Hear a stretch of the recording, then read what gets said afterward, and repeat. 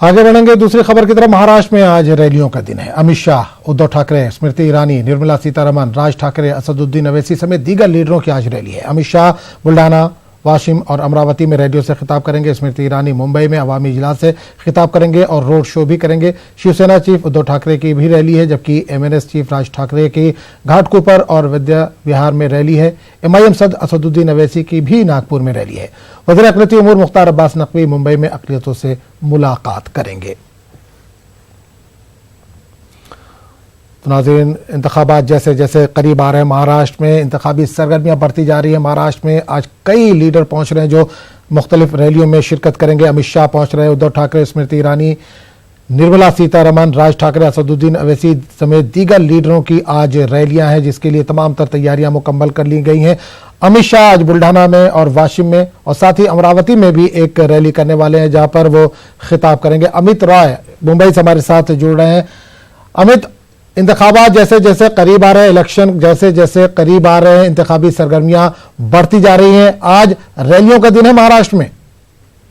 लेकिन इसी तौर पर हम देख रहे हैं कि पिछले 2 दिनों से जो है अमित शाह महाराष्ट्र में है और लगातार कई सारी रैलियों को जो है संबोधित कर रहे हैं। आज जो है उनकी 3 रैलियां हैं। 11:30 बजे बुल्ढाना जिले में चिखली में है, वाशिम में है और जो तीसरी रैली है अमरावती में थानी मेलघाट में जो है ये रैली है। उसके अलावा हम ये देख रहे हैं कि स्मृति ईरानी भी मुंबई में है, जो 3 बजे पत्रकारों को संबोधित करेंगी और महाराष्ट्र में किस तरह से बीजेपी शिवसेना की युति ने सरकार चलाई है, किस तरह से विकास कार्य हुए हैं, उस बारे में भी लोगों को बताया जाएगा। साथ ही साथ जो है उम्मीदवारों को लेकर विलेपार्ले और बोलीबेरी इलाके में भी वो सभा को संबोधित करेंगी। उसके अलावा हम देख रहे हैं मुख्तार अब्बास नकवी, जो दक्षिण मुंबई की जो 2 विधानसभा क्षेत्रों को लेकर जो उनकी सभाएं हैं, वो लोगों को मिलेंगे, मुस्लिम मतदाताओं से मिलेंगे, लोगों को राज्य और केंद्र सरकार की जो विकास की योजनाएं चल रही है उसके बारे में जो है उन्हें बताएंगे। तो कुल मिलाकर देखा जाए तो कई सारी सभाएं हैं। इसके अलावा जो है निर्मला सीतारमण जो है फाइनेंस मिनिस्टर, वो पुणे में उनकी सभा है। राज ठाकरे की घाटकोपर विद्या विहार में है, प्रमोद सावंत की कराड़ में और ओवैसी की सभा जो है नागपुर में है।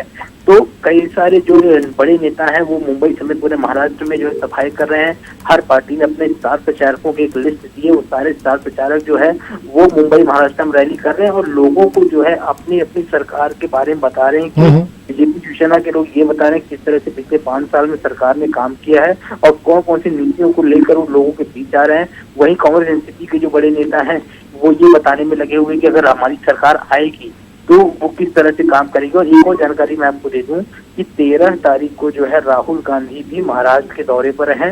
वो दोपहर को जो है 2:15 बजे करीब जो है लातूर जिले में जो है सभा को संबोधित करेंगे। उसके बाद वो मुंबई आएंगे। मुंबई में चांदीवली की जो सीट है, आरिफ नसीम खान जो स्थानीय विधायक कांग्रेस के, उनके लिए वो रैली करेंगे। उसके बाद शाम को 6:30 बजे धारावी में वर्षा गायकवाड़ जो एमएलए हैं और मुंबई कांग्रेस अध्यक्ष एकनाथ गायकवाड़ की बेटी हैं, उनके लिए भी सभा को संबोधित करेंगे। तो हर बड़े नेता जो है मुंबई में आ रहे हैं, महाराष्ट्र में आ रहे हैं। हर कोई जो है इस विधानसभा चुनाव में अपनी पूरी जो है जान, पूरी जो क्षमता है वो लगा चुका है। बिल्कुल। अमित, एक चीज और जानना चाहेंगे कि शिवसेना और बीजेपी इस बार एक साथ मिलकर चुनाव लड़ रहे हैं, तो बयानबाजियों का भी दोनों एक दूसरे में जो सिलसिला वो जारी है, तो क्या दोनों लीडरान कहीं एक स्टेज पर भी नजर आएंगे किसी एक कैंडिडेट के समर्थन में? देखिए, निश्चित तौर पर जिस तरह से बीजेपी शिवसेना लगातार जो है एक दूसरे पहले के हमले करती नजर आ रही है और सबसे बुरा मुद्दा है कि पीएम कौन होगा, उसको लेकर हम देख रहे हैं कि कल भी जो है उद्धव ठाकरे ने साफ तौर पर सभाओं के अंतर्गत कहा कि आने वाला वक्त ही बताएगा कि मुख्यमंत्री कौन होगा। वही बीजेपी बार बार ये चीज कह रही कि मुख्यमंत्री देवेंद्र फडणवीस की अगुवाई में महाराष्ट्र ने पिछले 5 सालों में बहुत ही विकास की गति को जो है आगे बढ़ाया है। देवेंद्र फडणवीस की अगुवाई में चुनाव भी हो रहा है तो देवेंद्र फडणवीस पीएम होंगे। तो कई सारे ऐसे मुद्दे हैं उन्होंने जो साफ कर दिया है कि उनको चुनाव एक साथ लड़ना है। क्योंकि हमने देखा था कि कुछ दिनों पहले सामना में जो है जो कार्यकारी संपादक संजय राउत, उनको जो है उद्धव ठाकरे ने इंटरव्यू दिया था। कई सारे मुद्दों को सामने रखा था कि हमने युति की क्यों की, क्योंकि हमने महाराष्ट्र को वचन दिया था। 124 सीटों में हमने क्यों मांग की, क्योंकि देवेंद्र फडणवीस और महाराष्ट्र प्रदेश बीजेपी के अध्यक्ष चंद्रकांत पाटिल, इन दोनों लोगों ने हमसे जो है बात की थी, कहा था कि हमारी समस्याओं को समझे। हमने बीजेपी की समस्याओं को समझते हुए जो है 124 जैसी कम सीटों पर चुनाव लड़ा। लेकिन पिछली बार जो है 63 सीटें आई थी 2014 में, इस बार जिस तरह से उसके जो नंबर बढ़ेंगे यानी विधायकों की संख्या जी, बढ़ेगी जी। तो निश्चित तौर पे आने वाले वक्त में जो है शिवसेना जो है फिर से नंबर 1 पार्टी जो है महाराष्ट्र की बनेगी। दूसरी बात ये कि हिंदुत्व के एजेंडे पर हम लगातार काम कर रहे हैं, राम मंदिर बनना ही चाहिए।